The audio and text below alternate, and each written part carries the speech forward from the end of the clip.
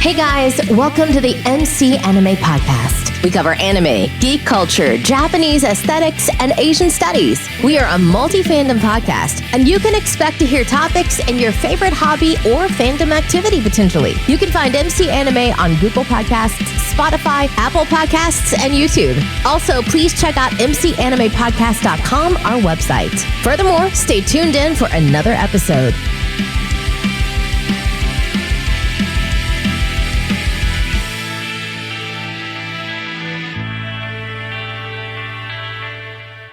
Hey guys, welcome to another episode of MC Anime. I'm MC Anime, and today we have two particular special guests with us, belonging to the same project. And here you go. Bruce, you want to go ahead?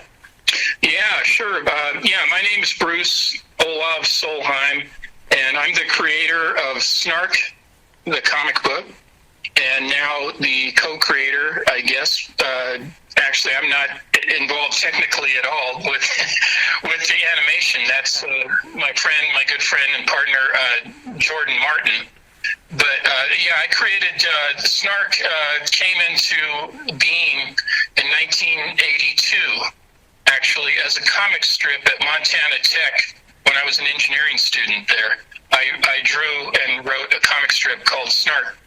And then I dropped out of engineering school, and then we resurrected it in 2019 and published it as a full-up comic book in December 2019. And we used the artist Gary Dumm, D-U-M-M, who is famous for being one of Harvey Picar's main illustrators on American Splendor in the 70s, and has been illustrating comics since the 70s, so he's an icon.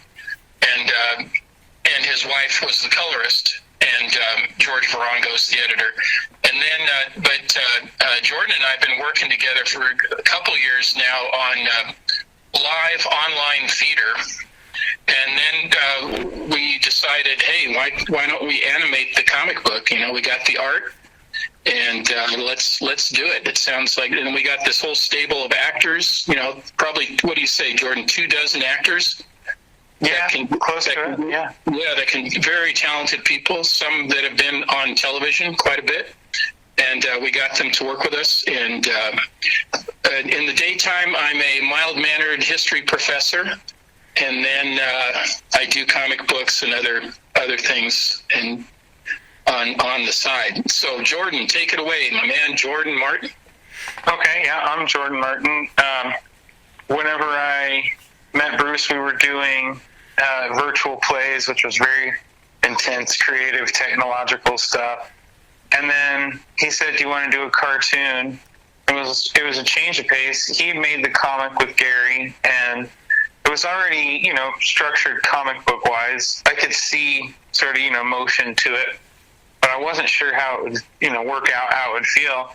And then once I started doing it, I just thought it was really great. And it's something I really liked. And I started to remember that, all my life I always wanted to make cartoons. And I, done all these other things. So I thought, I should do this because I really want to.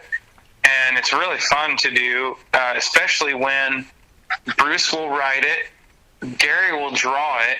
The hardest thing that I actually have to do on the art end of it, which is normally I'd be on the art side, but the art that I do for it is I just cut out what Gary's drawn and try to respect his drawings, and then I cut it into pieces and make it move without it being too obvious. If I animate it too much, it looks animated, but try to kind of give it like a Hanna-Barbera sort of feeling.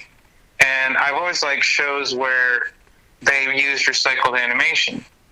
Whether it be anime or just cartoons like Space Ghost and stuff like that. I love recycled animation, and I get a chance to do that when I'm given a comic book, and I also get a chance to make fun of things, which is really fun. And I kind of feel like I brought sort of a Freakazoid or what's the other one? Animaniacs to Snarc a little bit.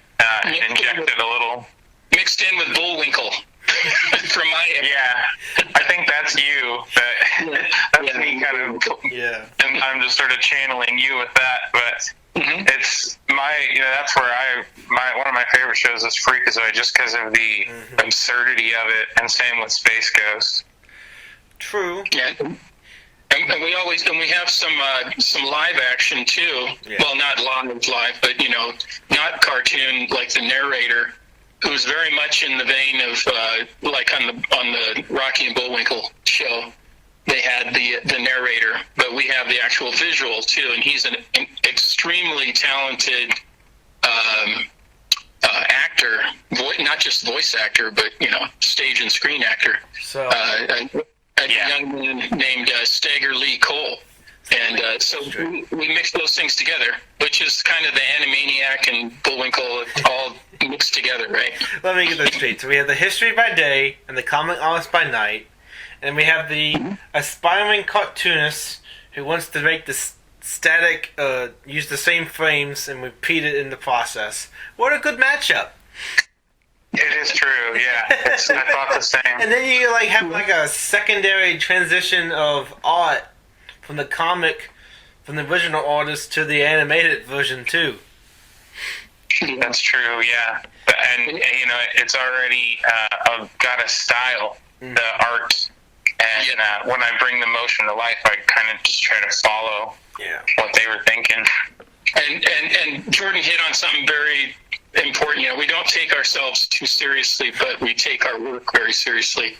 And I was going to say earlier, my life is kind of like a cartoon, and I've loved cartoons my whole life. Which is, even though Jordan and I are separated, and I'm older and he's younger, we have this love of the same thing. Yeah. Whether it's the early cartoons or the more recent ones, and it's timeless. It really is. The love of animation and cartoons and comic books. So, I connect to that because with my personal reference, Tom and Jerry, Flintstones, the Jetsons, Scooby-Doo was big for me. I loved Scooby-Doo when I was a child.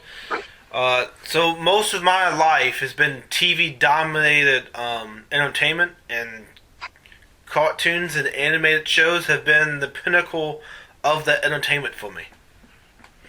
Cool. That's what I'm really trying. Since Bruce, the style of Snarc was very,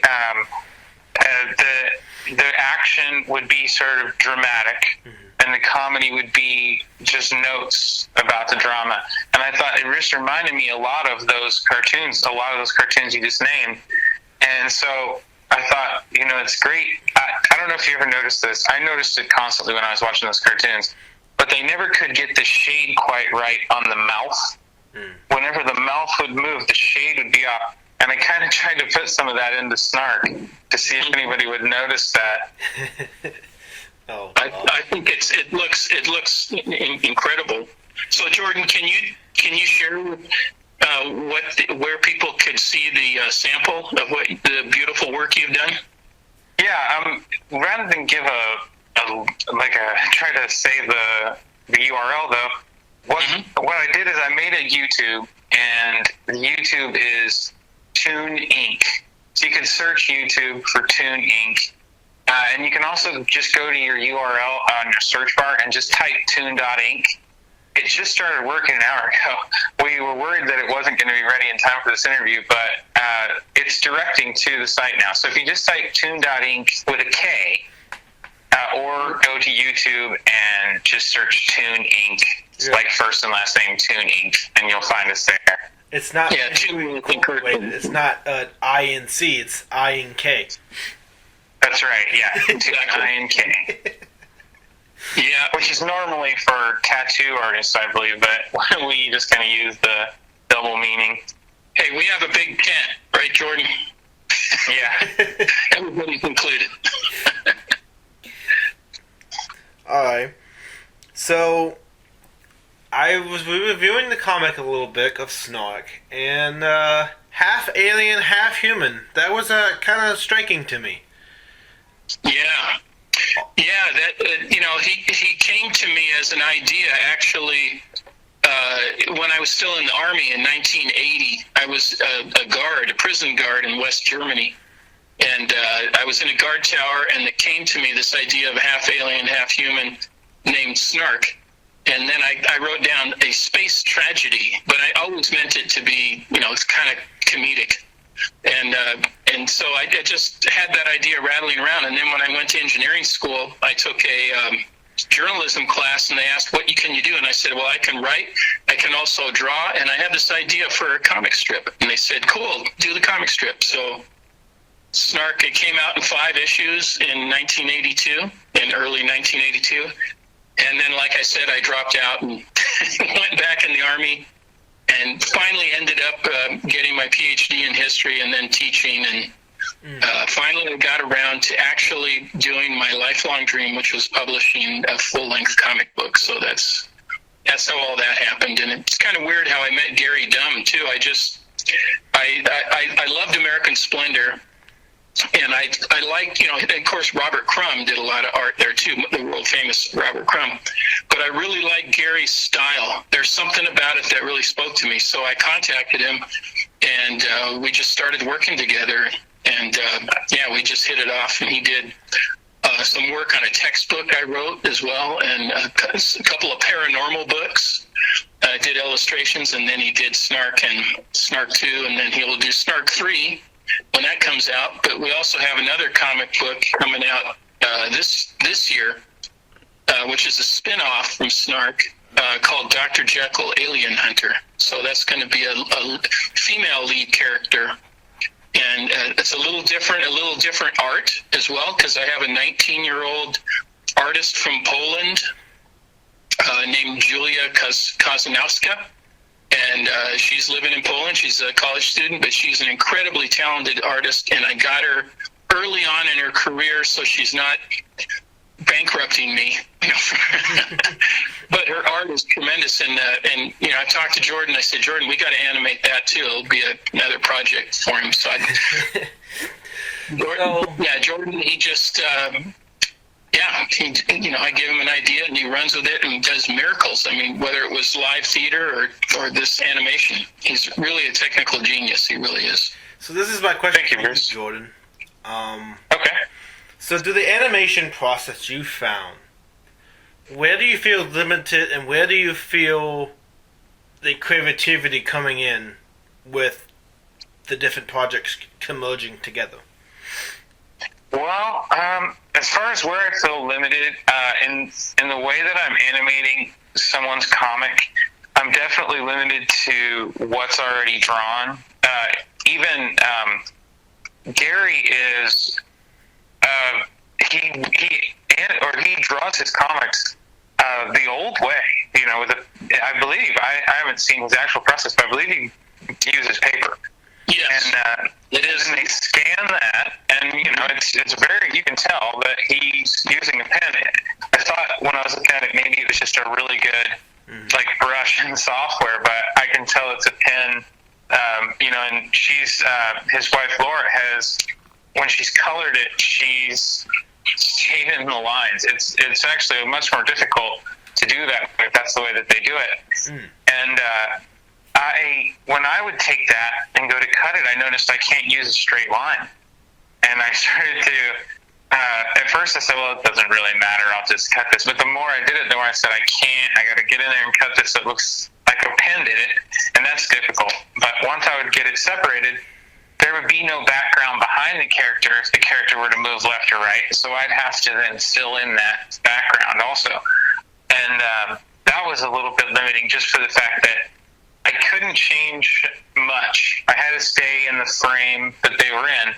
But then I learned the real creativity comes from the limitation in a way, because once I realized that I had to use those angles, I started to think of why you would use those angles and how you could edit between them.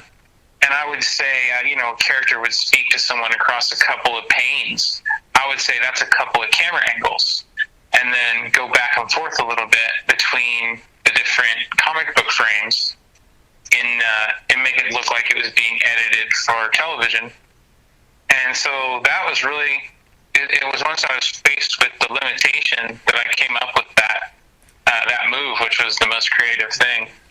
And then as far as it's written by Bruce, and he, all the lines in it are being put directly into the show. So if they don't, as a comic, don't have the same comedic timing as on screen, then that's a problem that it's kind of solved in a lot of. Well, I added one thing I added is an audience, so that we cut to the audience reaction occasionally, and then that gave me that ability to take that the comic book timing and make it comical for TV. And so that was another time where I just kind of put it on the screen and looked at it and decided what was wrong with it, which is something that I like to do, is to just get really critical sometimes, just for a short time of what I'm doing, and just say, I have a friend who told me to actually just cuss it out, because it'll start your brain thinking more critically. Yeah. And then once you think critically, you go, okay, you kind of go back to yourself and you say, okay, why? And then that's where you write that's usually why you write the drama that you do. But when you're writing comedy, it's like you write the drama and then you go, maybe I just reverse that. Because that can be funny. If there's a drama that the audience sees that should happen and then it doesn't, that makes the character look oblivious, and then everyone's laughing. So it's funny how something that's not funny can be made funny just because it's not funny, as long as you accept it and just sort of use it. It's interesting how that works. Okay. I mean, the thing that I get with Snarc is this is like a old-timely type comic, but it's also in the modern era, so it's just a bending example of what it takes from the past and apply it to the present, and have that drawing style really significates the significance of that experience for me. Oh, it does. You're right. It absolutely does. I thought that the whole time that I was doing it was that we definitely could not have achieved it with modern styles of animation. There's no way. Gotcha. Yeah, Gary's been illustrating since the early 70s. And of course, he's a little bit older than me. I'm 63 and he's in his 70s. But, my writing style, what I did is I mixed, I always think everything I write, whether it's a play or, I always try to have humor. And this is really, very important to have the humor, not only in the lines, but also in the way the actors say the lines and the situation, and how Jordan animates it can make it funny, like he was talking about. And even when the character doesn't know they're being funny. And for instance, we were talking today about one of the characters in the first show, Abraham Lincoln, but he's a he's a street performer. He's a vampire Abraham Lincoln, and he's a scam artist. He lives on Hollywood Boulevard. So this is where Snarc encounters him. So he assumes everybody is also a scam artist, which is kind of funny. And what did you say, Jordan, about him? You said that's his strength, or that's his comedy, is that he's oblivious to himself. So since he sees the other people as scam artists, but then I thought what's maybe even funnier is that he sees himself as a scam artist and he's not really even very good at it. Oh yeah. So, imagine Abraham Lincoln, the scam artist.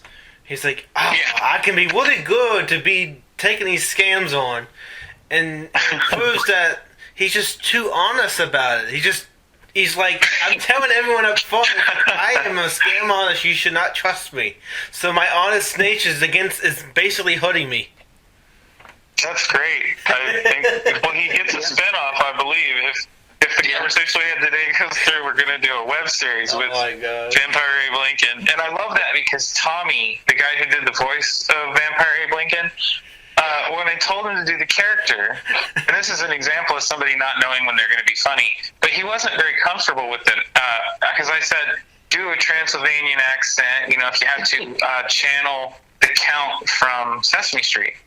And he was just kind of like, and he knew he couldn't really do that accent. And for some reason, for him to try and do it and fail makes it so funny. Oh, yeah. And it's one of my favorite characters because it doesn't sound... It's great. It came across really good. And you know, all these actors are voice acting by themselves, just with either me or mostly with Jordan, and recording it. There's no other, you know, like when we rehearse the play and do other things, they're usually actors are bouncing off of each other, feeding off of each other. In this case, they're standalone.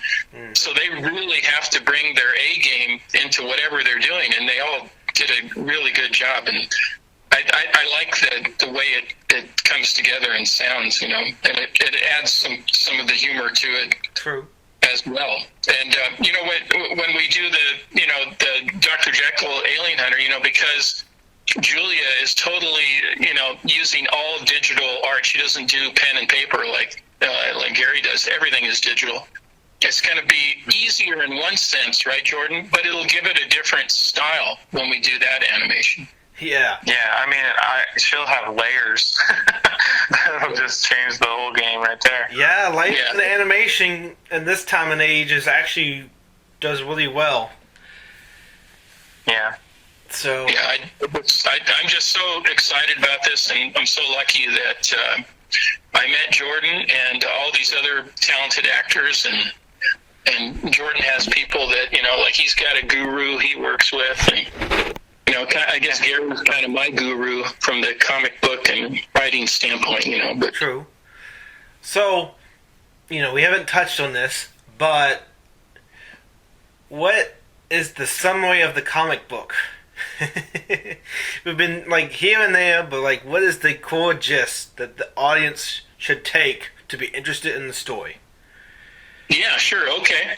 So he's Snarc and his companion, the Cosmic Staff, who has a real bad attitude. He's kind of comedy relief. He's we don't know the backstory yet, so I'm not going to give that away. But apparently, he's just this kind of like an old hipster, or you know, kind of this Rat Pack kind of talking guy, snide, you know, kind of snarky in himself. And he's this stick, right, that he carries around. He hates being called a stick, though. He likes being called a cosmic staff. So he's always being slighted, you know, and he takes offense to it.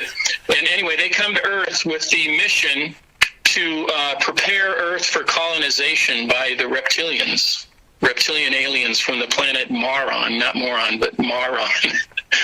And when they arrive, then Snarc realizes, wait a second, you know, well, I'm half human, but I really like these human beings. I don't want them to come here and, you know, treat them badly and make everybody into, and put them in a colony or make them slaves or whatever. We don't want that. So then he has adventures and he learns how much he really loves humans, and then he has to double cross his masters, you know, the leaders back on Maron, and he has to figure out a way to save the Earth and also help his planet Maron, because they're suffering. They have a kind of an apocalypse going on there. I won't go into too much great detail on that, but so he has to figure out a way not only to save the planet he loves here, you know, half human, but also his home planet as well. So that's kind of the drama behind these situations. That reminds me of the Skrull invasion in Marvel. Their home planet in the Kree War was like almost obliterated, and they're on a search for a new planet, so that's kind of docked up in the Skrull invasion kind of thing. Current comics. Yeah. Oh, and I love the Skrulls. Yeah. I love seeing them animated, trying to... They're so dumb. Like, they're just so dumb that they don't know how humans are, how they act. They might copy them, their appearance, and maybe the powers if they get to the Super Skrull, but, like, you can really set them apart. They don't really have any clue about the memories involved, and even if they did, it's on the surface level. Yeah. Yeah, no, it's fun, and because I'm a historian, there's the situations Snarc and the Cosmic Staff get into are we touch on historical, places, kind of get into that without, being preachy or, lecturing or anything. We just kind of put them in interesting situations. Also social situations, they deal with social problems, but not in a didactic way. Like they end up going to the southern border and are wondering what the heck's going on, but they're not making any political statements. They're just connecting with people and learning. They're just learning. And, it's true. That is another takeaway. The takeaway that you gave of the story. The other thing is, it's kind of a story about if you were an alien, you would need to understand people the way that a child does. And they would take you for an adult. So they would answer your questions honestly and directly, but you'd be perceiving them like a child. And so the takeaway, as far as like the message behind the story, is sort of that once you can communicate and understand one another, you can solve a problem. And then that really ties in good with the fact that it's a drama with comedy, because he's always trying to solve everyone's problems. It embodies sort of a Captain Planet a little bit, or the way that G.I. Joe would take on social issues. But it never talks about the social issue in any way that could ever be taken as having a bias, or like an affiliation, bias. And then it also has a really good way of embodying sort of a Peabody and Sherman in the fact that it becomes educational, but only in the most entertaining sort of cartoony way. So that the only thing that's really educational about it is that you take away like a name, which is great. So it takes you on that journey, sort of back in time, not in the sense of like going back in time with history, but going back in time sort of with cartoons and the way that they used to be quasi-educational, like they were. Yeah. PBS now is sort of directly educational. It was kind of instead of walking a line. Watching some like the Tune In With Me cartoon block on MeTV. Like an astrology series, so they just bring back old cartoons and have that block filled with astrology type content. And astrology's pretty good because it brings back the old cartoons and has like a little collection of it, so each episode's a little bit different. But it was like some of the older Looney Tunes. It was like Bugs Bunny with the Witch. Forgot her name. It was like Macbeth and someone not named Shakespeare. Chasing the Rabbit, of course. Bugs Bunny is. It was also, I thought it was kind of funny. There's a lot more humor than I thought it was. It's like, well, today's standards is nowhere near what they got way back then. Oh yeah, definitely. Yeah, and our work is all ages, but kind of like some of these very clever older shows, like Rocky and Bullwinkle. You can watch it at different levels. You can watch it as an adult and get stuff that kids aren't going to get, but there's stuff in there that kids are going to love and adults will love, and they can look at it at different levels and still be entertained by it. So that there's some very wry humor in there that will keep adults entertained as well. So it's all ages, and that was an early decision I made with Snarc. All my comic books are all ages, and all of our animation will be too. Yeah. But you're right. The old if you look at the stuff that Bugs Bunny stuff they did in World War II. Yeah. It's really controversial. And Disney also did a lot of those too. Donald Duck did a bunch. Yeah. Would not play today, but it's interesting to watch it. Yeah. And the only equivalent now is like SpongeBob doing an adult humor here and there. But it's not really much like that anymore. Definitely. Yeah. SpongeBob is a good example. It could be looked at or watched for so many, and that's part of its success. Part of its charm is that parents would watch it too, not just the kids. Yeah, and it's management for the parents to watch, so they don't have to cringe. While the other programming is like just kids only. Yeah. Exactly. I forgot what they said. It was the Sinfield, The one with Tweety Bird? Shoot, what's the cat? Oh, gosh. Remember Tweety Bird, but the Pixie cat. Are you talking about Sylvester? Sylvester. Yeah, Sylvester. Sylvester was training his son how to get a cat, and they bought in the, it's like, well, if you can't get, you try to fake it, and it's like, well, let's do a bird hunting, and you got a rifle. It's like, what? And Yeah, I love doing all that stuff, and then at the end, the bird in the acting with the mini Sylvester, I guess, the learning from the adult Sylvester, kind of became into a cat costume with a blue cat. So the tail's in the back. It's kind of funny. I just love those old cartoons, and I liked. Like in the 70s, they had Underdog. I really liked Underdog a lot. Yeah, I love Underdog. Yeah, Underdog was interesting. Yeah. So there's a lot of humor, a lot of dry humor in there, and kind of poking fun at themselves and the whole superhero genre.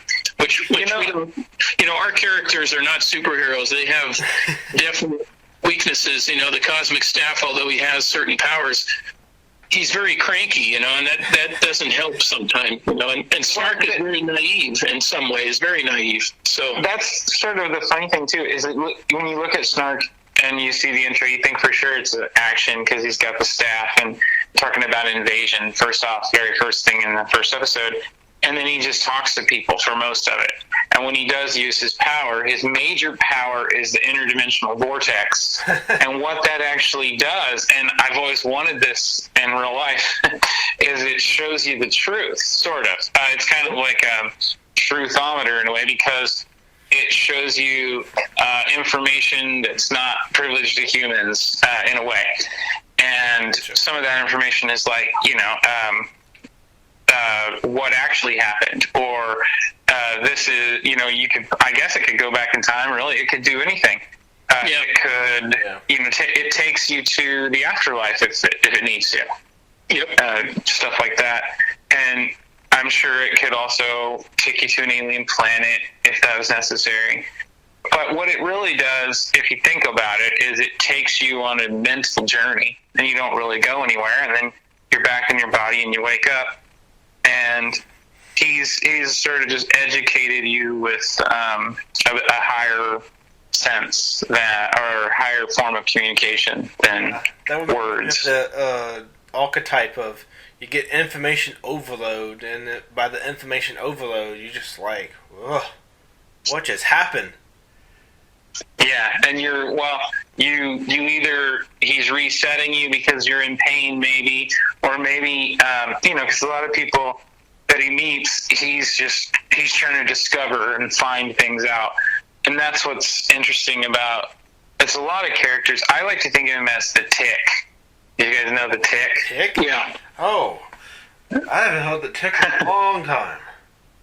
Yeah, so the Tick is sort of who I told Isaac, who voiced Snarc, to be sometimes. I said he's beefy for no reason sometimes, and he's not trying to intimidate anybody. He just has a big voice, and he has a lot of enthusiasm, but he doesn't have he doesn't know the way.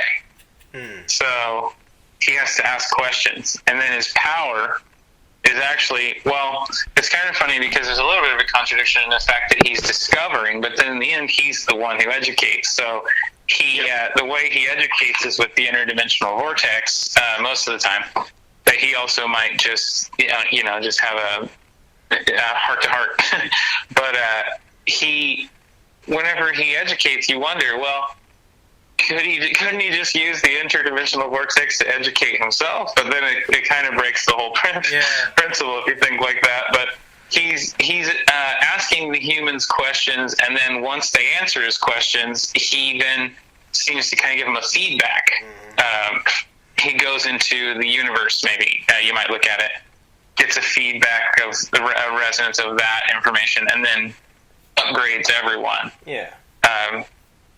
You know, he's a spaceman, so his problems are different than ours. So maybe he can't solve his problems, but he can help solve ours.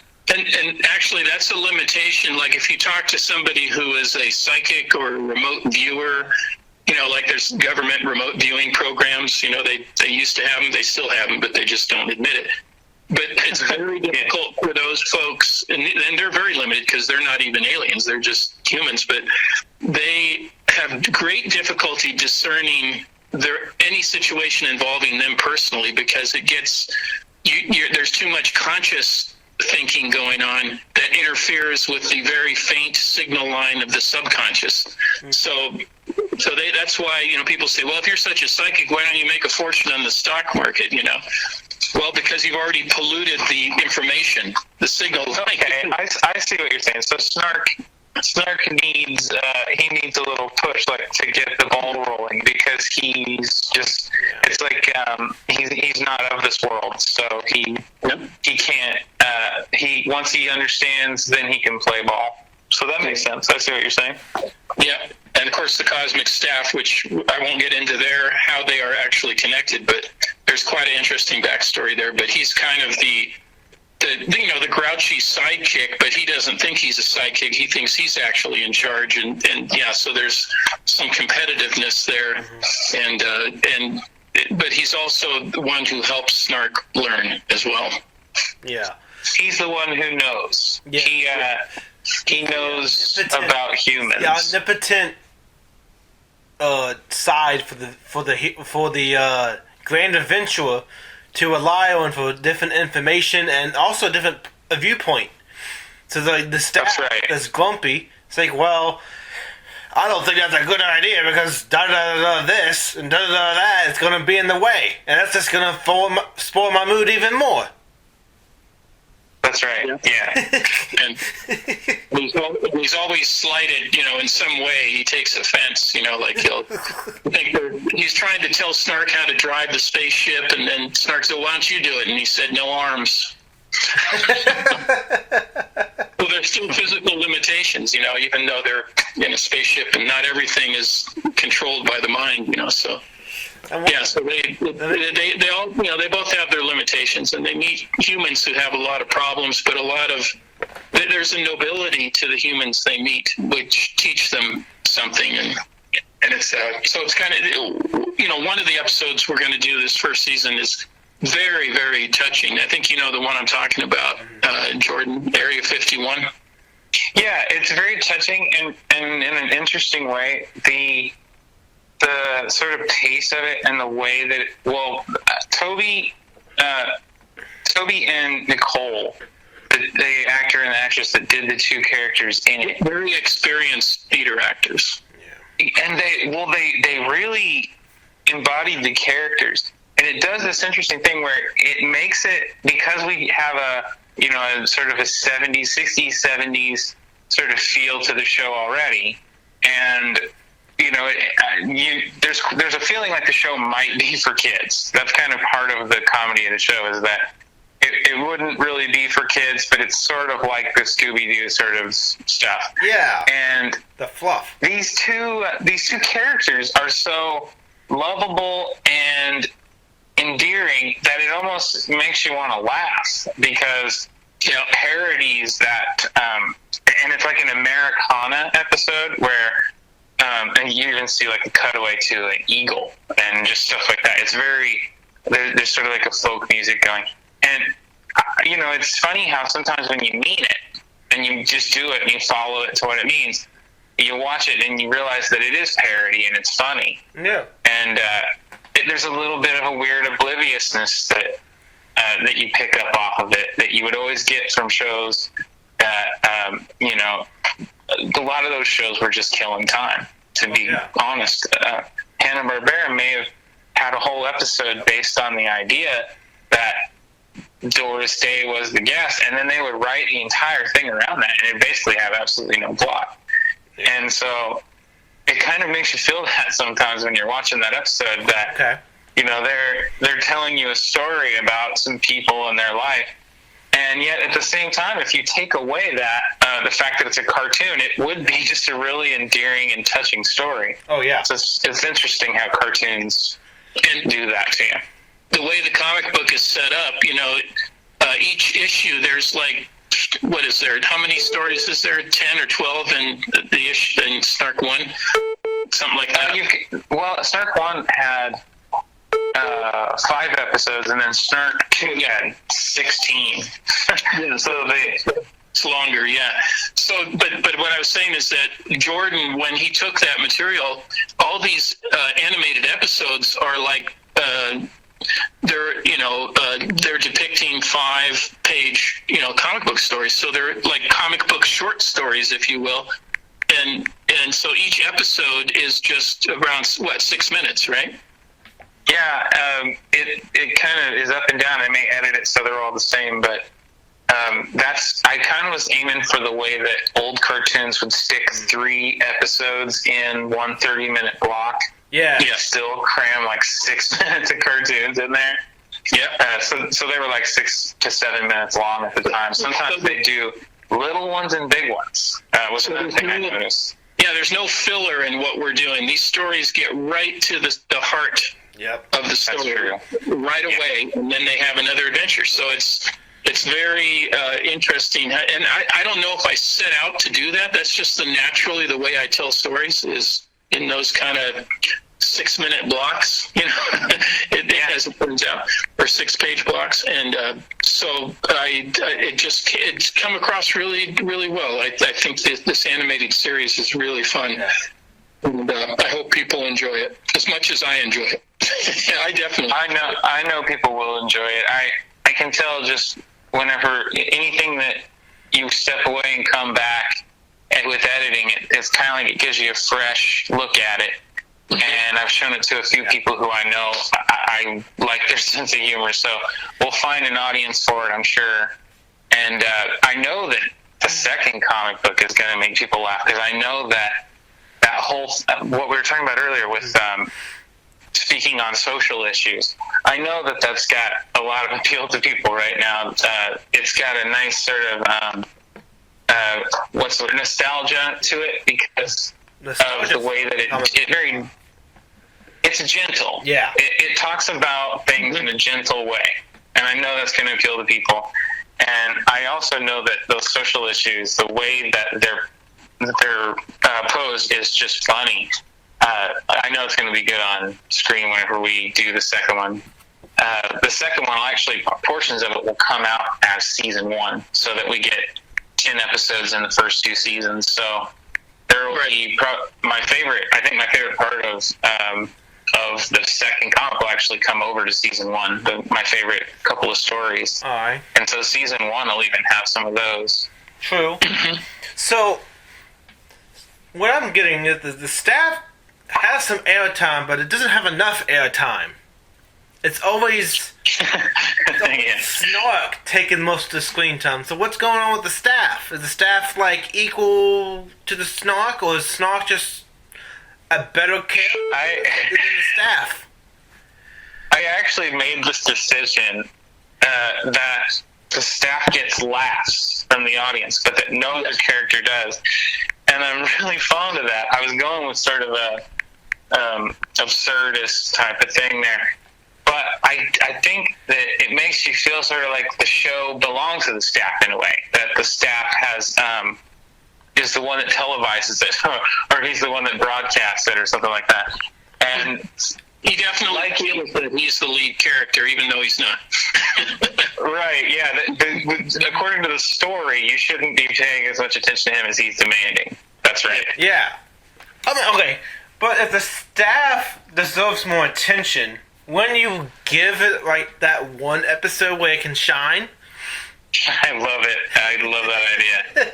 I was like, the staff is just left out, and the staff is like the moral conscience behind Snarc. Yeah, it's good. It's really the origin. Then you really see how they're connected, and people will be very gratified to see that connection. And then there will be future episodes where he gets his dream come true, where he is the star of the show. It even though he always thinks he is the star of the show, but then he really. Well, Snarc doesn't care either way. Snarc's just like, well, okay, you can have it that way. I just give it to you, but like, Snarc doesn't care. Yeah, that's what I'm getting. Like, Snarc was like, okay, cool, staff, do your thing, and I'll do my thing. You're with me anyway, so might as well not fight. Yeah, the staff needs Snarc, or he can't get around, so he'd just be stuck. Yeah, he's immobile because he doesn't have legs. Yeah, he's just a stick, even though he doesn't like being called a stick. He doesn't even have the energy of the power source to move itself. It can't float in the air. Like Doctor Strange's cape. Yeah. There's sentience to it. Yeah, he's kind of has that, his favorite period, I can give you this hint about the staff. His favorite period of American history is the 60s, and specifically the exploits of the Rat Pack in Vegas. He is a Rat Pack Vegas kind of guy, so that's how I imagine him. Just imagine the Rat Pack artist being incarnated in a stick. Yeah. Oh, gosh. Yeah. Has he ever, do you think, well, I don't think, he didn't get used as a weapon, does he? That's a good point. Snarc and the Cosmic Staff never present any weapons, although they can defend themselves, but they never initiate anything. And I did that on purpose because I wanted them to be, able to protect themselves and protect the innocent, but not initiate anything and not glorify any kind of violence. I'm not a pacifist, but I was in 6 years in the army, so you could say you're a pacifist. I wouldn't care. No, I live a very peaceful life. Yeah. But if something happens, I want to protect my loved ones and the innocent and myself. So I have that feeling with Snarc. So there's not going to be anything in there that that somebody would say, well, I don't want my kid to see that. There's definitely no violence. Unless you count inducing hallucination as violence. But he does get permission, so. But he stops a couple of people from doing what they're going to do by just sort of Jedi mind tricking them. Oh my god. Yeah. He's like beyond it, but it's like, oh, I'm going to influence you this way, but there's not going to be any conflict because I am the better person, the better man in this situation, so I'm going to prevent it. And he's going to talk it out. Oh my gosh. That's so... He's on a mission of discovery. Out, man, power to power and just come to a solution. It's like, not every situation can be that, but Snarc's power is literally like, well, I can make it that situation if you like it or not. Right. Which he doesn't use. I'm getting the feeling he doesn't use much, but if he has to, he would just bend the will slightly to make it a more peaceful negotiation, I think. Yeah, I've kind of imbued him with that. And it kind of reminds me when I worked in the prison. I am not a mean person, but when you work in a prison as a guard, especially in a maximum security prison, you have to have a toughness to you. But we had a bad situation at the military prison where I worked, and me and this other guy, I'm a very big guy, and he was a big guy, but we're kind of like teddy bears. And when they thought they were going to riot, they sent me and this other big sergeant in there, and we just talked to everybody. And we listened to them, and we got their ideas, why is it they're so upset? And I think part of it was that we could have the intimidation factor, so they didn't mess with us. But we were also nice enough to listen to them. And I think listening is a big part of Snarc's game. Don't you think so, Jordan? Yeah. Yeah, I mean, even when he does put a guy kind of to sleep on his own ambition, but even gives that guy sort of what he would want out of it. And then another time, he shows people things that he knows they'll want to see once they've seen them, even though they haven't told him that they want to see them. So he doesn't expressly get their permission. He just puts it in their mind, but he's always doing something good for them. Yeah. I think there's some people that might argue that that's still technically an act of violence, but that's like a philosopher question. It's like that. Let's see. Oh, yeah. When the Jews that came over here to China, they wanted to convert people, but they did it so peacefully. There was still cultural warfare, cultural violence. It is kind of like that, yeah. Yeah. There is that philosophy, that string of philosophy. Mm-hmm. Yeah. So it's it's the old dilemma that they had in the original Star Trek. The prime directive. They weren't supposed to interfere, but they interfered every single time. When it comes down to it. So it's hard to avoid that. But what is the end goal? Yeah. Is to do something good.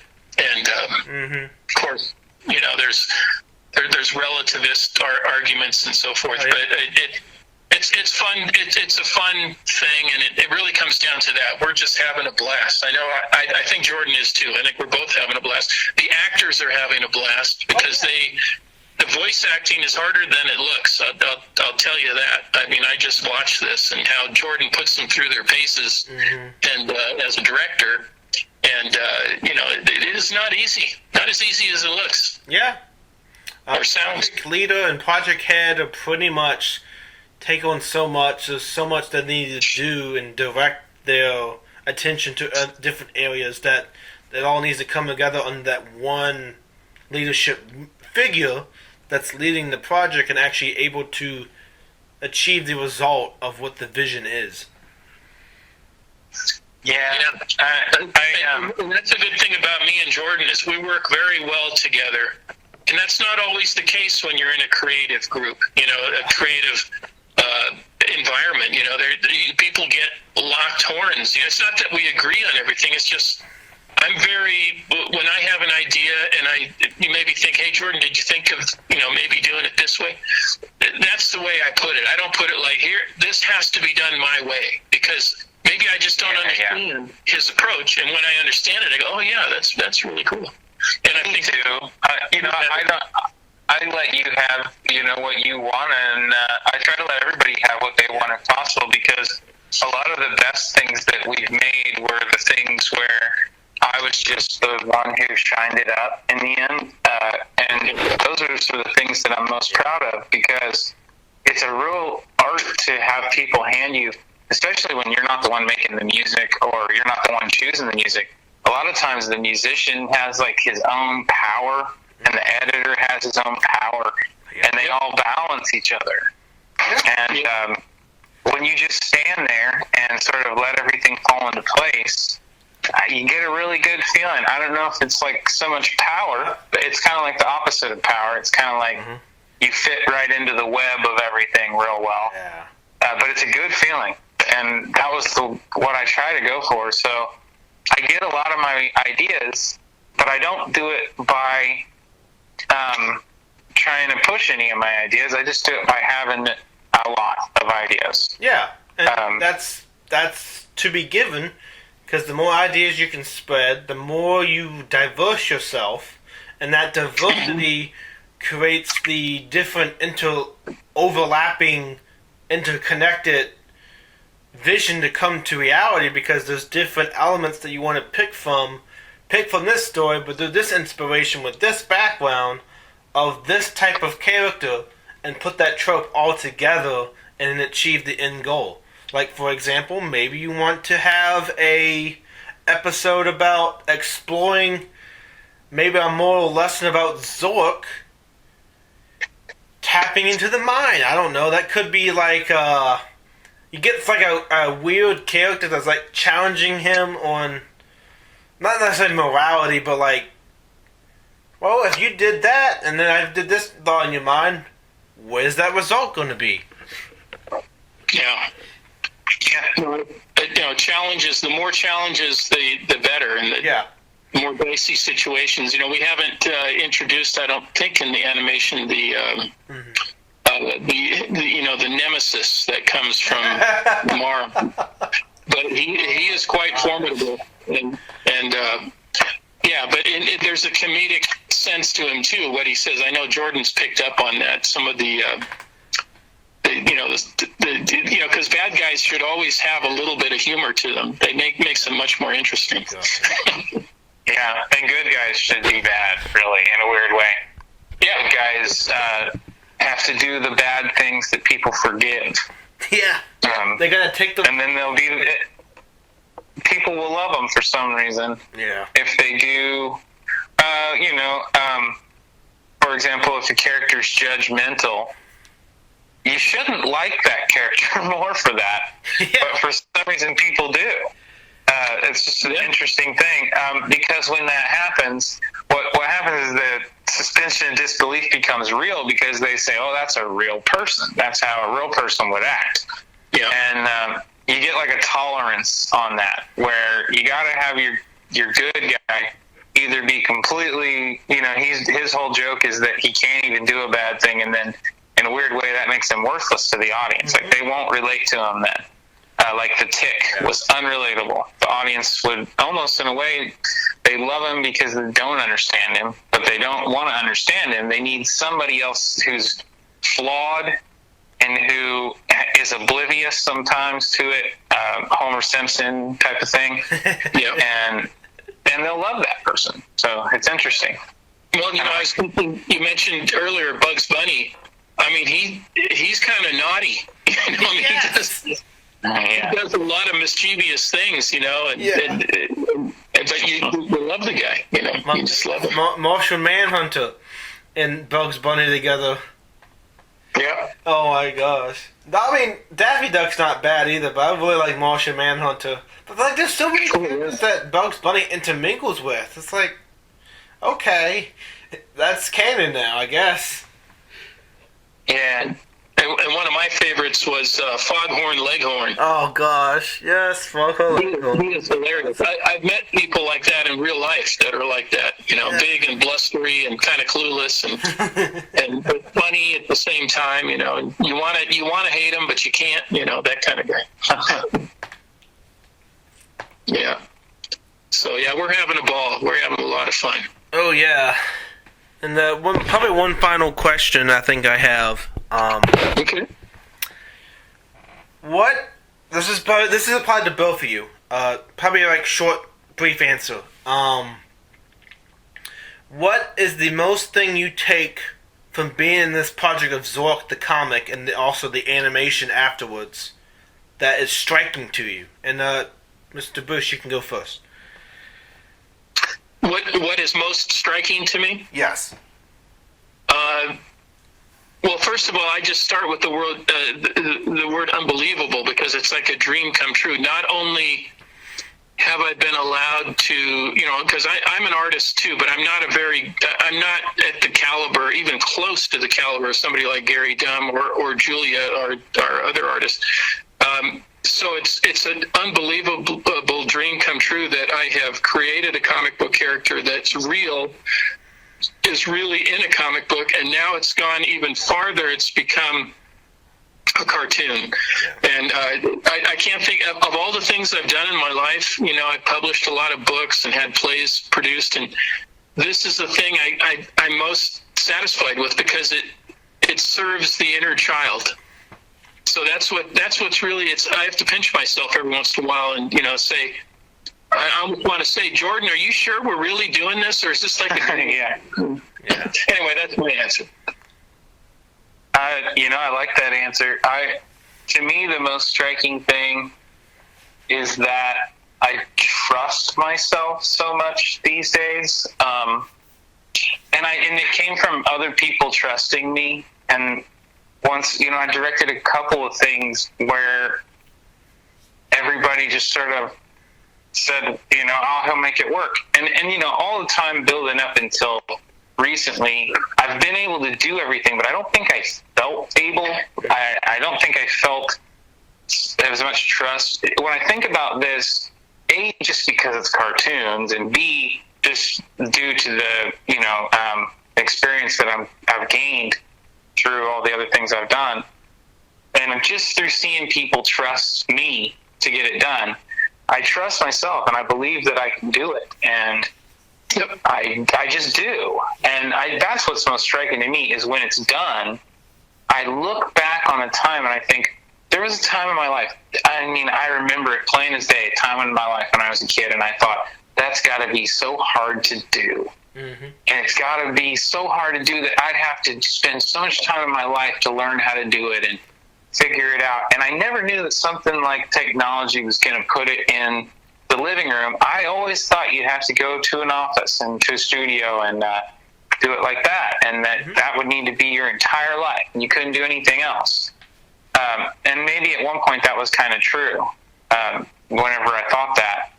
But now when I see it, I do get this weird feeling like I'm doing things that I thought I couldn't do.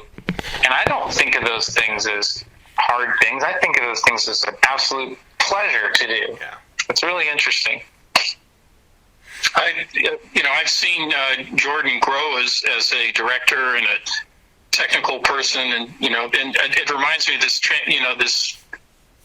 People have obviously a man with talent. He's a young man with talent, but then he's also got perseverance and a great work ethic. And then after you do it enough times, then you have this tremendous confidence. So it's like a progression, and I've seen this growth in Jordan, and it's just wonderful to see it, and I really enjoy working with him. And I think, Thank you. There's not enough words that can put together this unique combination of, the writer and the artist and the animator, all in that relationship is kind of intertwined, it seems like to me.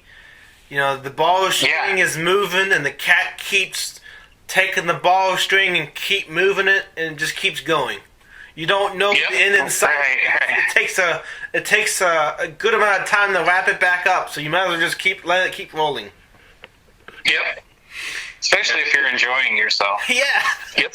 Just an endless ball of yarn that it will never stop going. Yeah, I'm doing exactly what I want to do every day, and you can't be a happier person than someone who wakes up and does exactly what they want to do. Yeah, no, I knew you were pretty excited about doing it when I told you we could buy the domain name Toon.Inc. with a K, and you're just like, I'll PayPal you the money. Yeah, it's just it's not just going to be Snarc and Dr. Jekyll or things that I come up with. Yeah. It's going to be stuff that Jordan comes up with, and are there artists and talented people that we want to work with. So we have another writer who's probably going to come in and write something really funny, and we kick the idea around a lot, and he's going to be good because he's got he's got a lot of story in him, I've gotten to get some of that out, but he needs to get it out. His name's Aaron Moore, and he's really funny. He likes, to me, he's really funny. Everybody's got kind of a different sense of humor, but his is a lot like mine. Yeah. And so that's helpful. It's not necessary, but it's nice.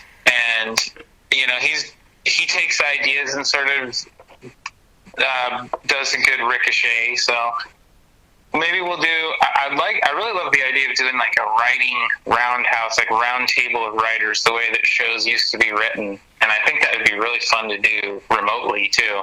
sure. So we'll probably work some of that. And with the round table comes the inner circle of the knight and the king needing guidance from the knights, and the knights being loyal subjects to the king. I think That's right. might happen one day for you guys. So as we take this interview to a closing, what is one striking? Where they can find you, Toon Inc. and all that stuff? You can repeat it if you want. Go ahead, Jordan. Oh, it's Toon.Inc. You can simply type that. If that's not working, you might have to add the http:// and then Toon.Inc. And then for the YouTube, Toon Inc. Dots aren't allowed, so it's just Toon Inc. And on Facebook, I believe it was like facebook.com/Toon, and then the dot is spelled out, so Toon.Inc. like one word. That's all we've got as of right now, but we should be releasing constant content. I know there will be a web series of Snarc, like a spin-off series of Snarc. I believe we're doing Vampire Ape Lincoln, so that show. I really liked, we're going to call it Lincoln Blogs. I really liked that one. We have to negotiate with his agent, though, because he's smelling a scam somewhere with us. He doesn't quite trust us. Yeah. Yeah. Where they can find you, Mr. I figure we'll always keep people entertained, though. So just subscribe to that stuff, and if you like old comics, or if you like sort of weird comics, like Adult Swim type of stuff, maybe not too. It's not too racy, but it's sort of down that sort of path. Yeah. Where can they find you, Mr. Bruce? Find the comic. Yeah, I have a website just for all my stuff, bruceolavsolheim.com. And my middle name is spelled O-L-A-V, last name SOLHEIM.com. And all my books, all my plays, all the comic books, my music, everything is on there. Okay. And then does Gary have a website that you know? Yeah, no, he does. Dumb Art. That's right. Dumb Art. ART.com, I think. Dumbart.com. Yeah. Or just search it. It's the first one that comes up on a Google search if you type DUMM, Dumb Art. Yeah, Dumb Art. Well, I thank you guys for coming on the show. You bring a lot of energy. This was really unexpected. When I first heard that this was going to be a double interview, it's like, how am I going to do this? But you guys feed off with each other really well, so I think that was basically interviewing one person, kind of. That's great. In one way, we're kind of one-minded on this project. Yeah, even though we're coming in different groups. The mugga. And we always do Zoom. We're on Zoom so much. Yeah. Yeah, we that's how we work, because I'm in California and Jordan's in Florida. We're at the opposite ends of the country, but it hasn't stopped us, collaborating. So, and I really appreciate it, Mason, your interest and your excitement about our project. Thank you very much. I was really happy about it. The more I heard about it, it's like, you know what? This is actually getting more interesting. Yeah. I was caught off this is an interesting comic. How do I approach this comic? And then it just all tied together. It was like, okay, cool. The comic is actually more easy to understand than I thought. Yep. Yeah. It's easy to read. That's the best stuff. It's easy to read. Yeah. Thank you very much. Thank you for this episode. And this concludes this the Snarc encounter, the Snarc comic, and the animation process, too.